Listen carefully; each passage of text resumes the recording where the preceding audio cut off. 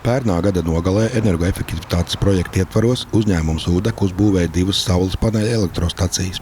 Ir noslēgusies pirmā vasara, kad uzņēmums savos ražošanas procesos varēja pilnvērtīgi izmantot tīro dabas enerģiju. Zaļās enerģijas ražošana ļauj palielināt uzņēmumu enerģētisko neatkarību un kompensēt citu izmaksu pieaugumu. Ja runā par statistiku, tad pa šito pirmo pusgadu saules paneļi saražoja vairāk nekā 160 000 kWh.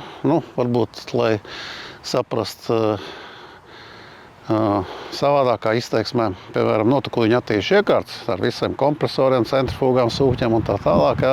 Viss šīs iekārtas varētu faktiski uz šīs saražotās elektrības 2 mēnešus strādāt tikai no saules saražotās elektrības. Ja runā vēl par statistiku, tad, ja paskatās, burtiski tagad arī pasties pirms sižeta, cik mēs tērējām, kādas bija izmaksas, piemēram, pagājušā gada pirmajā pusgadā un kādas izmaksas par elektrību šajā pusgadā. Es neteikšu tagad ne kilovatos, ne naudās, bet pateikšu procentuālās izteiksmēs, ja notekūdeņu attīrīšu iekārtās samazinājums ir šajā pusgadā uz 37% un kopā visā uzņēmumā uz 23%.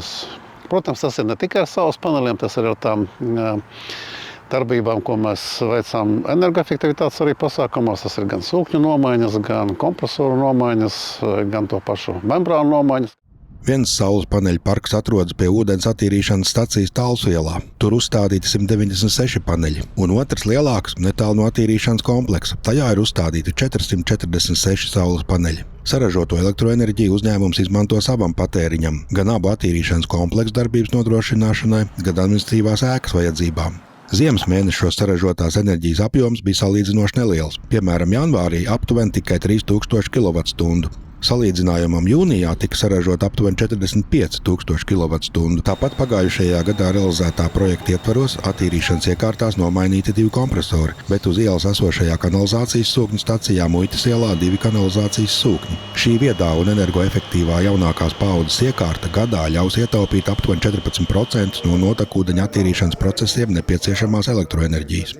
Udeka arī plāno turpināt uzlabot uzņēmumu energoefektivitāti.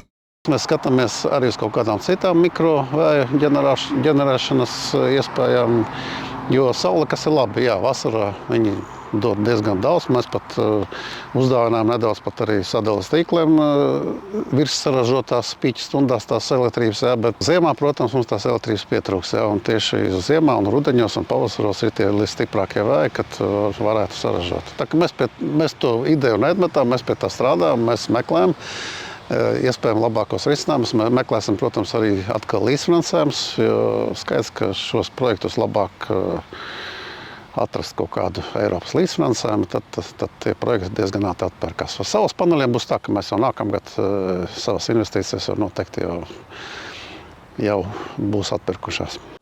Projekta kopējās izmaksas bija vairāk nekā 500 000 eiro, no kuriem 85% finansēja Eiropas Reģionālās attīstības fonds, bet atlikušos 15% sedza pati Udeka.